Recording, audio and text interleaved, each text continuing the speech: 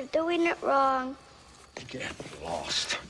I tied up lots of guys in my life. Okay, but I bet you never thought a 5-year-old I'll just get out. There's only one way to do it, and I know lots of people have tried to tie me up, but it doesn't work. What do you do different?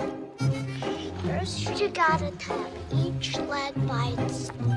Then you tie them together if you really don't want me to move at all.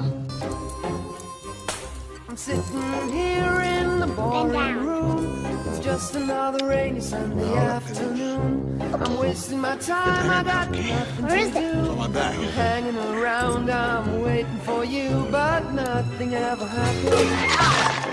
And I wonder how